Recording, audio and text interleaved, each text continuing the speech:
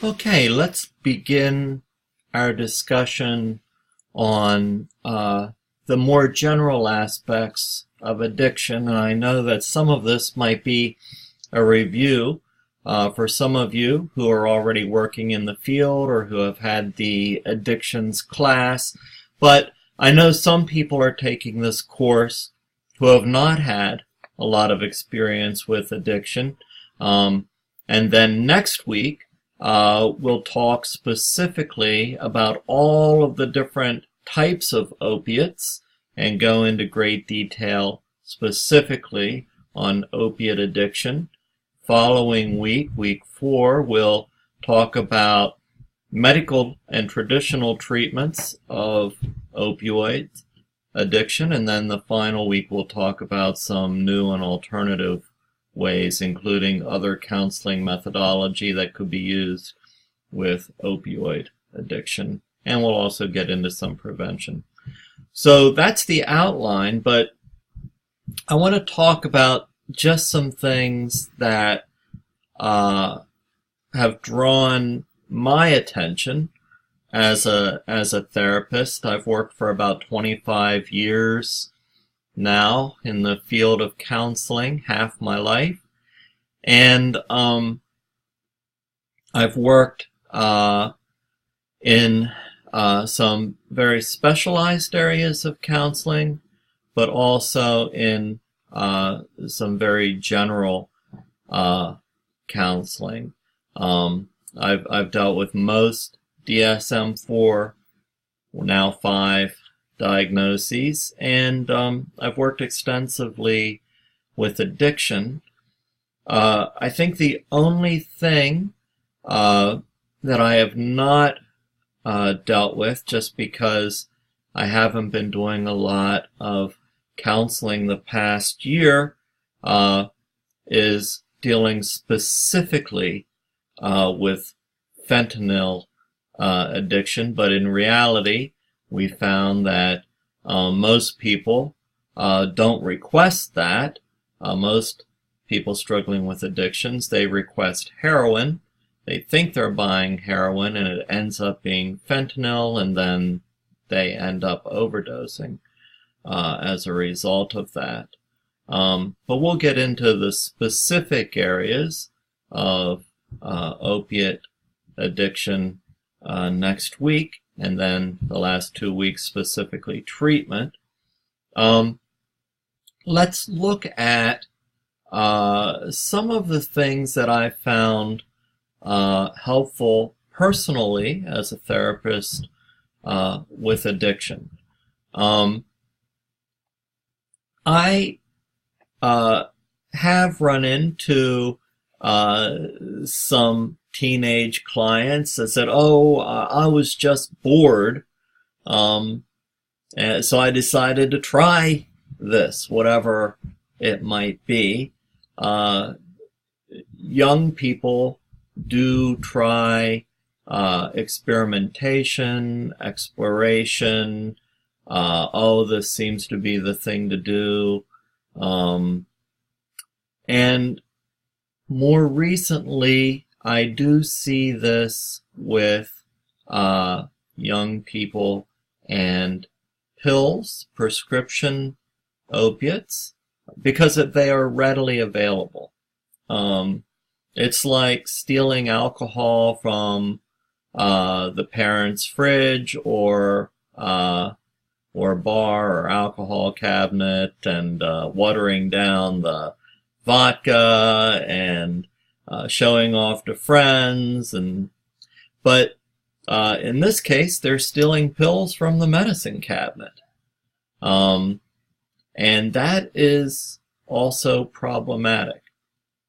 But in most cases, when that type of experimentation is not the case, there is some reason people begin to use an addictive substance, or a reason they find that an action is addictive, such as more severe sexual addiction, or some type of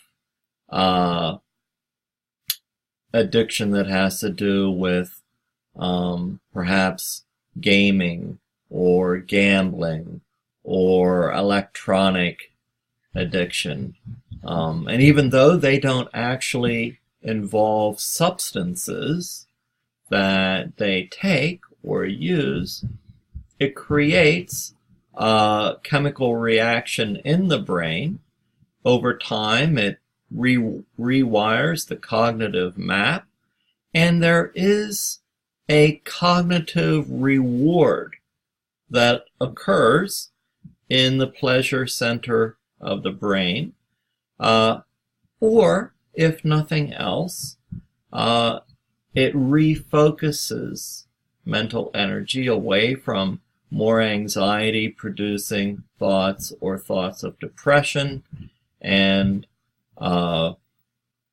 recenters those thoughts on whatever the action might be. But let's talk more specifically about substances for this class. We do have a course, a special course on gambling addiction, and we will also be offering some courses in some other areas as well. But for the purposes of this class, let's talk about substances. Right now, as we stated before, we're noticing a vast upswing in the use of opiates. First in the use of prescriptives, and then moving on to the use of heroin and all the other synthetics and derivatives, and the connection between those two things. The obvious reason is accessibility and the prescribing of opiates. So we have a combination of people who are doctors who more readily prescribe opiates for pain, and give people a prescription. People notice the added psychological, I'll call them benefits, but precisely rewards, and they want to continue using, and then it becomes an addiction. So we have this whole part of the population that was overprescribed opiates. The prescriptions went on over a long enough period of time, combined with a dosage that was conducive over that period of time to create physical and psychological desire or craving for that medication. So that's one segment of the population. Another segment of the population focuses more on the reward, on self-medication for some specific reason, usually an emotional or psychological reason, and that's what I'd like to discuss right now. Let's look at substances, the broad spectrum of substances, and then we can talk specifically about opiates.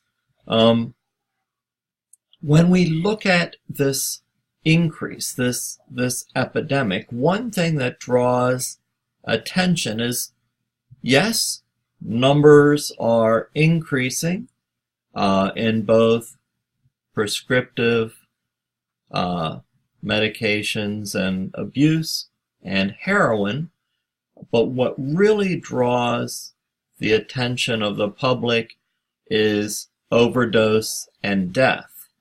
So when we're looking at an estimated 28,000 to 50,000 deaths a year as a result of this epidemic, the public and health professions take notice, especially when, and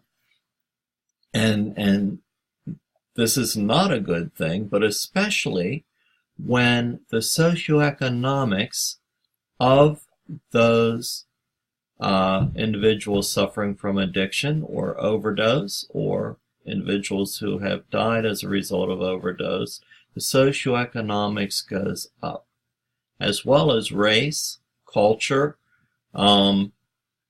So there was a shift in the socioeconomic status, moving to a middle class, higher middle class, and upper class socioeconomic structure, as well as more white individuals as far as race.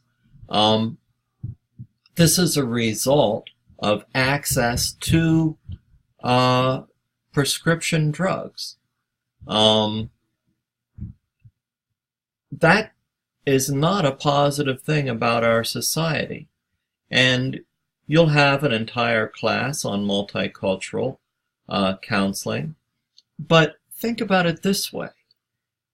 Middle class, upper middle class, and wealthy people have more access to health benefits in our society, which also gives them more access to medication, resulting in more addiction to prescriptive meds. The children, teenagers, have more access to those parents' medication as well.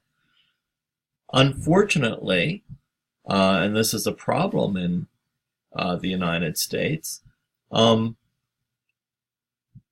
more white, racially white individuals have access to health care.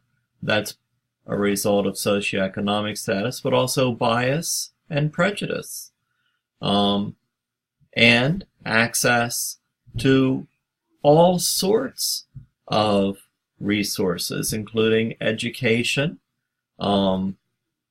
job possibilities, and the list goes on. That's more a discussion for our multicultural class, but it is a reason for the shift in the makeup of individuals who are addicted. And that's not to say that all races are not represented. They are. All socioeconomic groups are represented in this population of addiction. It just tends to be a shift in the current crisis. And unfortunately, it also creates a shift in what the public takes notice in. And that's also a bias. Well, let's continue with that line of thought. So let's take the highest number of deaths. And I'm not negating it. Everybody I've ever talked to has had some contact, whether it's a friend or a family member or personally, with addiction. And any type of addiction is a crisis and creates negative life changes for the individual, family, and relationships. Just to share personally, a lifelong childhood friend of mine who I grew up with died of a heroin overdose. This wasn't recently. This was during kind of the last upswing after the Gulf War. But most people have been touched in some way by addiction. But let's look at those numbers and try to get a good grasp of what these numbers represent. The Tri-County area, and by that I mean Westmoreland, Washington, and Allegheny, have an excessively high number of deaths, and hence one of the reasons we're offering this course. So a higher number of deaths than the rest of the state of Pennsylvania, unless we're looking at very specific urban regions where, like a city, where the just sheer number of individuals is higher as well. But just to put this in perspective, an overdose resulting from use of an opioid or opiate is very quick, and it is not prolonged over an extended period of time. People might think that they're taking heroin, and they're given fentanyl instead, and the result is usually within 15 minutes of injection. So the deaths and the numbers, this high number of 28 to 50,000 people or so, draws immediate attention to the public. But when we look at other types of addiction, so let's look at addictive results of legal drugs. So when we look at legal drugs like tobacco or alcohol, most deaths occur over many, many years. That's not to say people can't die of alcohol poisoning or drunk driving, things like that. Those numbers get noticed because there's a direct connection with the use of the substance, and the death is a direct result, and it's a quick result. So those statistics go into play immediately. But when we're looking at the use of tobacco and alcohol, we're looking at half a lifetime or most of a lifetime of use. When we think about the ramifications of that long-term addiction physically, we're looking at alcohol, liver problems, kidney problems, resulting in heart problems. That becomes the diagnosis of the health issue. It's very rare. Yes, they'll make note this person drinks alcohol, but the diagnosis is not an addiction. It's a medical diagnosis related to organ malfunctioning. Can also result in cancer, things like that. When we're thinking about tobacco, we're usually talking about either decreased functioning in the lungs or some type of cancer. Yes, they will make note that this individual used some type of nicotine, whether it was taken orally or snuff or smoked, but some type of tobacco resulted in breathing problems or some type of cancer. when we look at those numbers of deaths, we're looking at somewhere between an estimated million for tobacco, and we really can't tell because there's not a direct correlation. We know there is, but it's usually written down as a physical problem rather than an addiction. But anywhere between 500,000 to 1 million deaths per year resulting from some tobacco use. If that happened instantaneously, I could guarantee that this nation would be in crisis.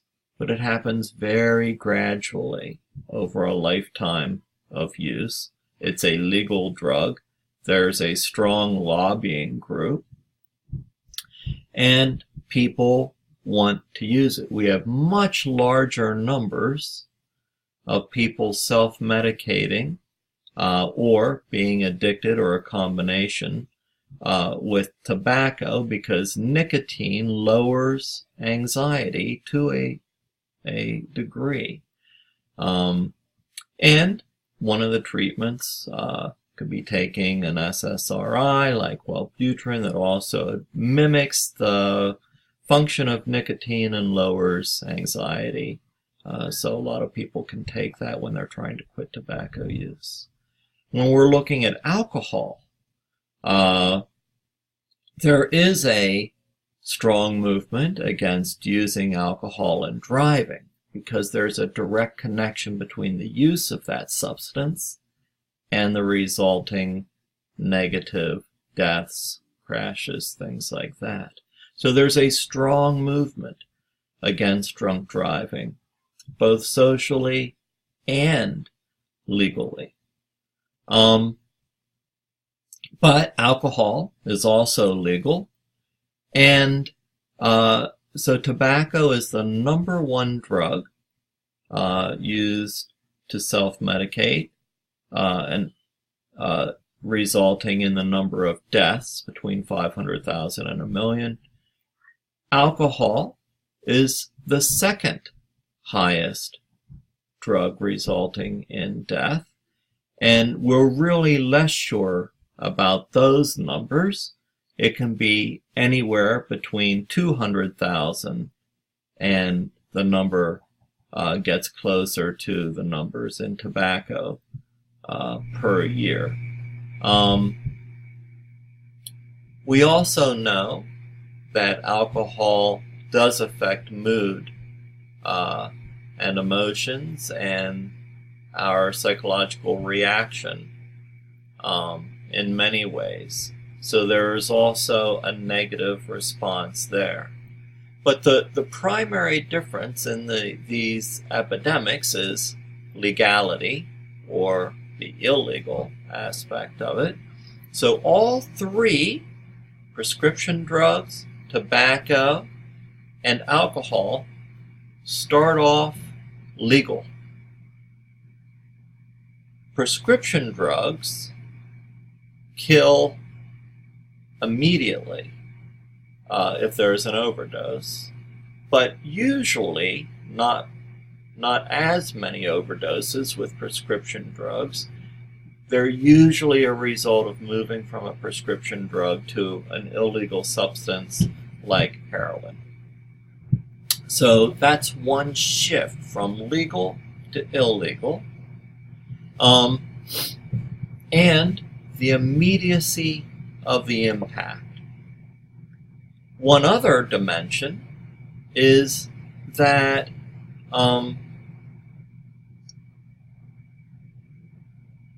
people who are given maintenance drugs like methadone can function normally. They can carry on a job, they can carry on a conversation. You might never know that they are taking that maintenance drug. But people who inject heroin cannot carry on a conversation in the same meaningful way, and the cravings are much more severe. So that's a huge difference. So that's just a little comparison between those other two substances. And there's lots of addictions. We know that. We know there's stimulants and cocaine, and we know that people are addicted to other prescriptive drugs like Ritalin, Adderall, other things like that. Not quite as severely. But we do know the impact of cocaine on the body in an addictive way. And we know there's a lot, we have a whole list of addictive substances. When we think about it, beyond experimentation, accessibility, and prescription, there is usually some alternative reason for initial use. Now, media and the government have been preaching to the public that, oh, the gateway drug is marijuana. And a lot of people do use marijuana in the early years before a more severe addiction. One reason we do not see deaths as a result of marijuana is it affects a different part of our brain. So it does not affect our involuntary functions. So as far as scientists know, it doesn't affect heart rate or breathing. It's not going to stop one's heart. It's not going to stop the involuntary breathing function. It doesn't result in overdose in the same way. But it does affect general functioning.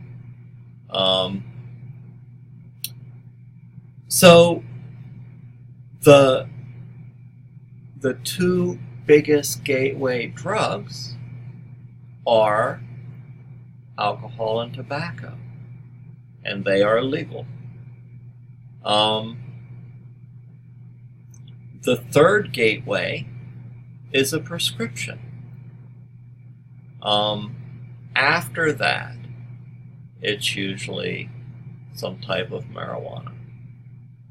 So there's multiple aspects to addiction.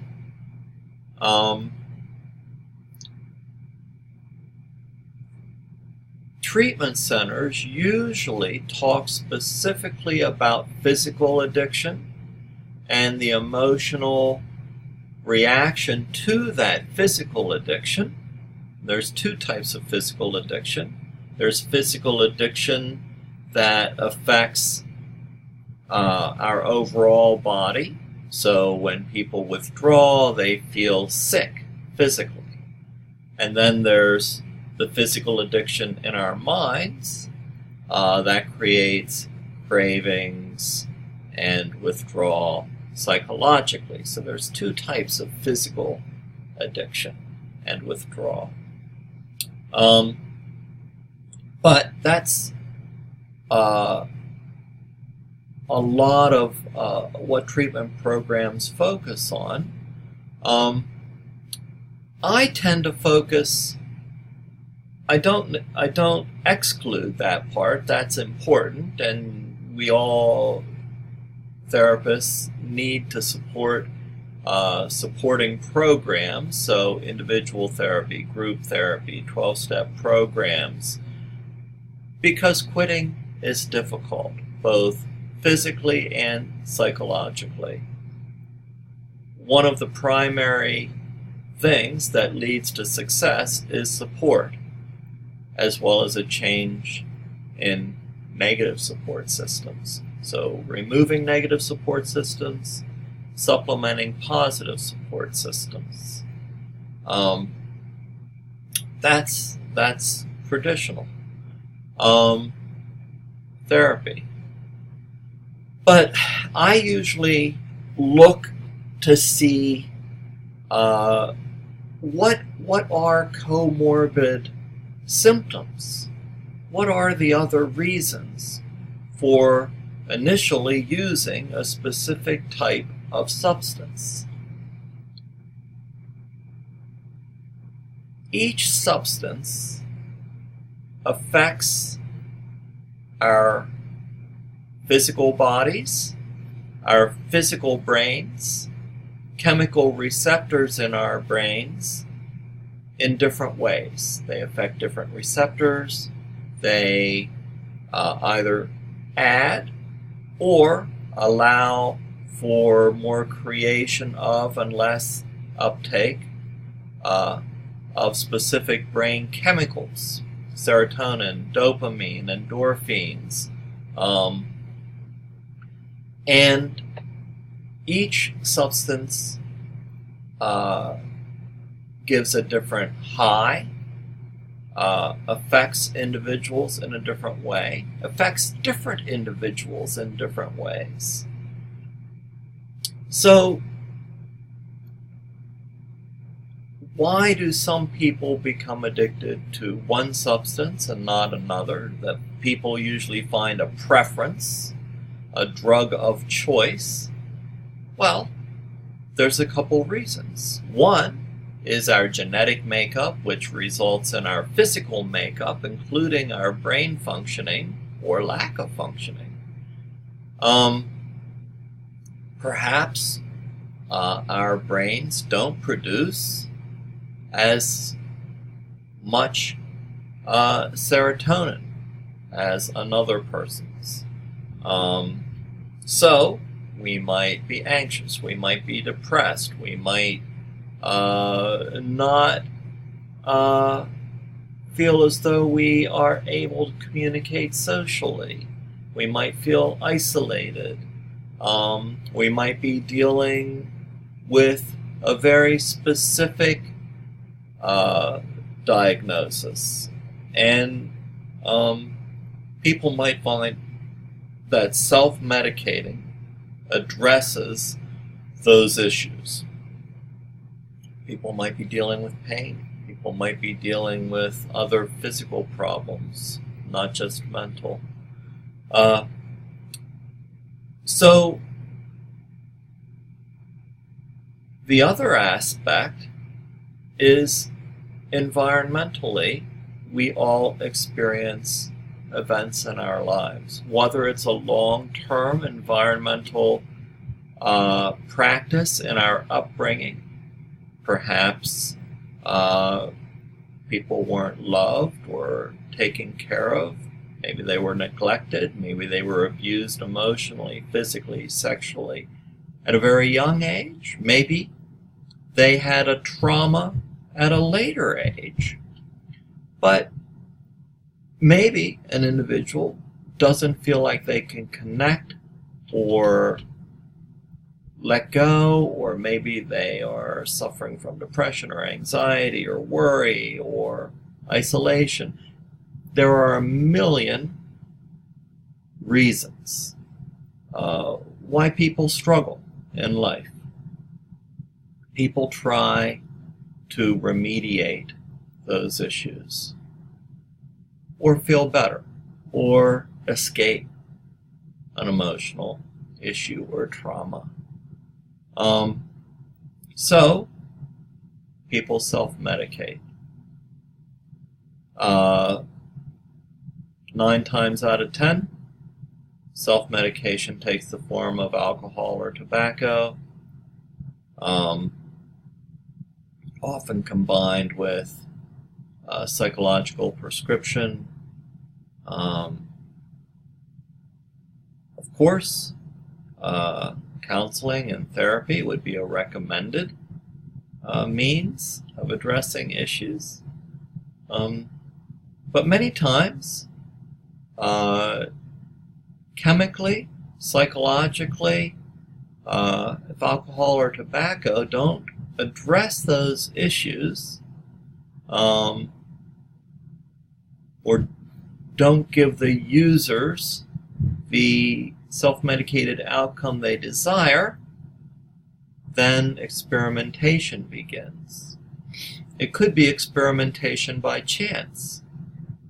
Somebody who might never use heroin might be given an opioid as a prescription for a broken leg, surgery, something like that, and they realize immediately that it also addresses some other issue. It could also simply give them an immediate response of endorphins and trigger the pleasure center of the brain. And we know that humans pursue what results in a chemical pleasure reaction in the brain. And of course, people take a drug, that chemical reaction is much greater than a physical, natural reaction. It might give them a sense of relief. It might give them a sense of well-being. It might relieve individuals from anxiety, worry, depression. It might foster communication. We know, just from interviewing people struggling with addiction, that they usually begin by talking about a benefit that they found in using that substance. It then became an addiction. So we also know from addiction that both our minds and our bodies build up tolerances to whatever substance is being used. So, as a result, the longer individuals use that substance, the more tolerance is built, and the more substance or drug is needed to create the same high or to get the same results. Unfortunately, most addiction or substance abuse treatment centers do not address a comorbid diagnosis, but we do know that most individuals suffering from an addiction do have some secondary, or I might even, well, it might have originated as a primary diagnosis. Anything from common diagnoses like depression, anxiety, to trauma, to other diagnoses. But I, as a therapist, I believe that I've personally seen many more relapses if that comorbid diagnosis is not addressed.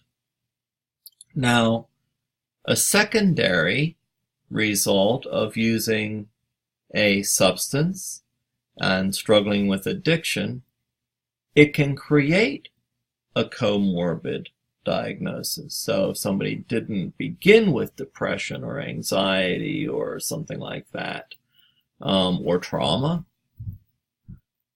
it could, using that substance could result in a comorbid diagnosis as well.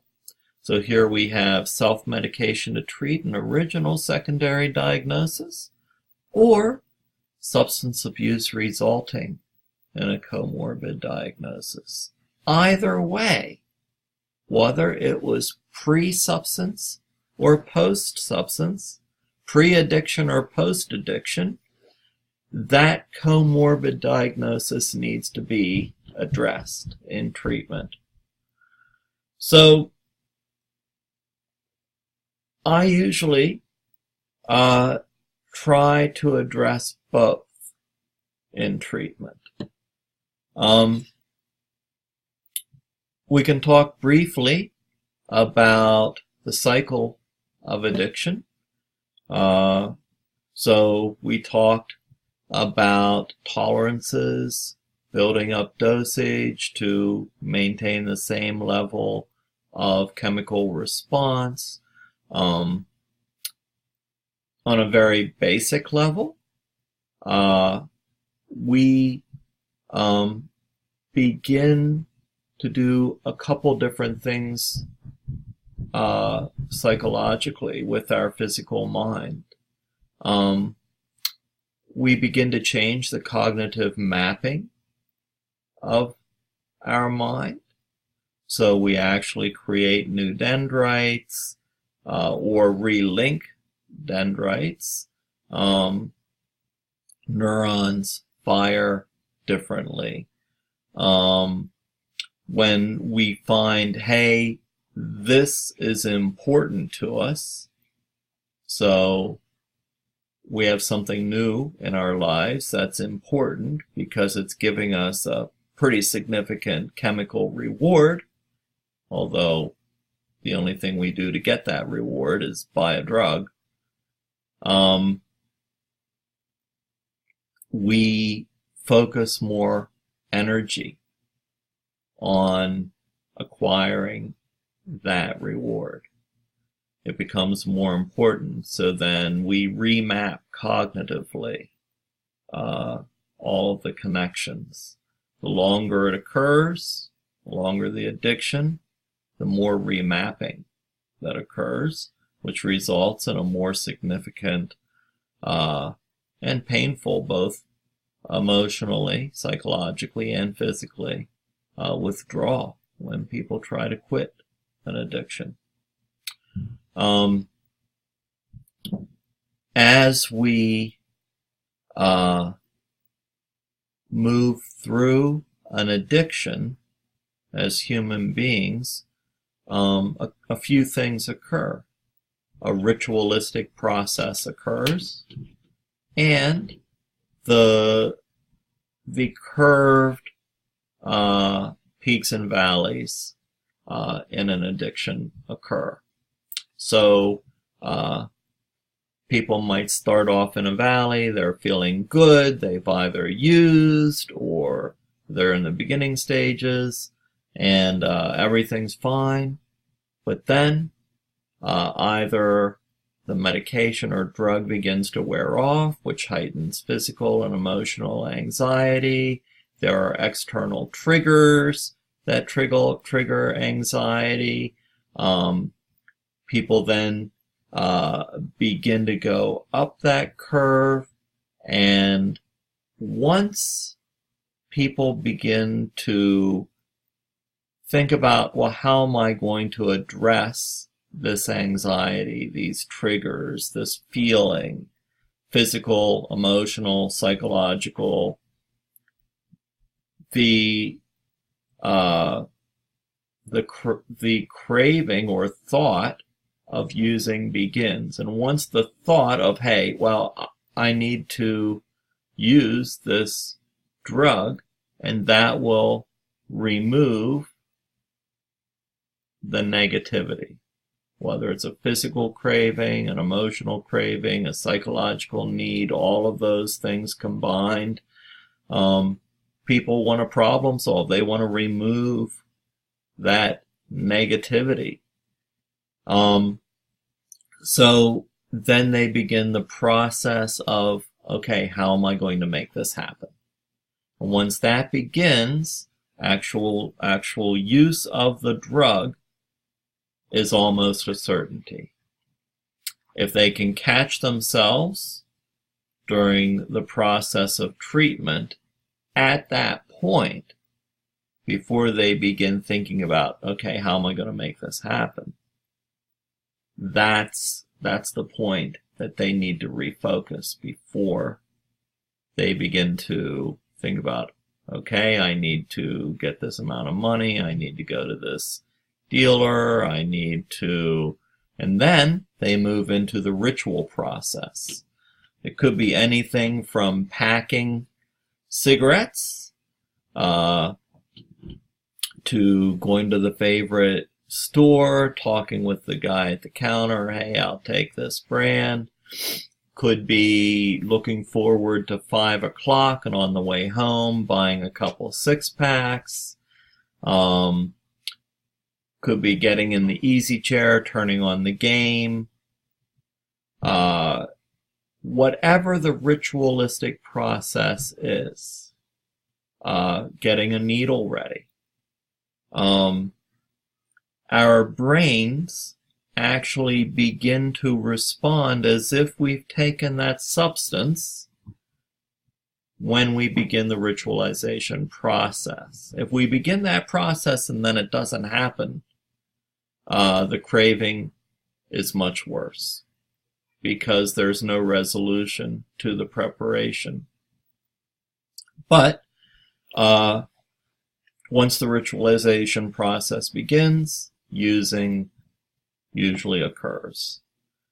Once people use, then they quickly move down that hill to the bottom, and they feel satiated, normal, whatever that is to them as in their addiction.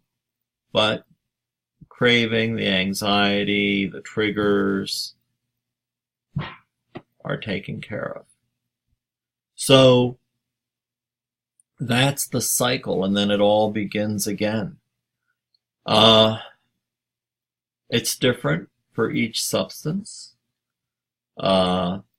It's different for whatever is being self-medicated. It's different for every individual because we're all different. Our physical and emotional and psychological makeups are different. So there's a lot of differences between individuals. That also means that treatment is not the same for everybody.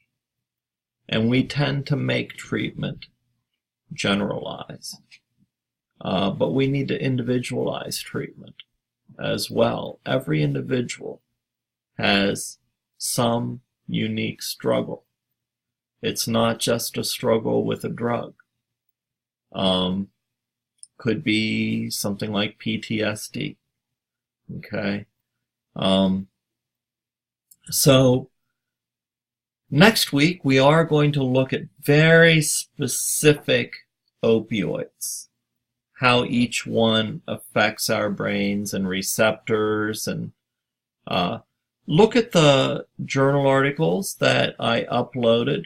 Some of them get very specific and very technical and scientific, and it's okay if you don't understand every aspect. I'm going to explain everything you need to know as far as receptors, the blood-brain barrier, all of that with my first lecture next week. And then we're going to get into how each one of those opioids affect receptors, blood-brain barrier, things like that. Definitely read part 2 of Dreamland. Watch the video that you can access through video on demand through our library. It's a long video, but it really looks at the addiction process of opioids and opiates. And we'll go from there. Thank you.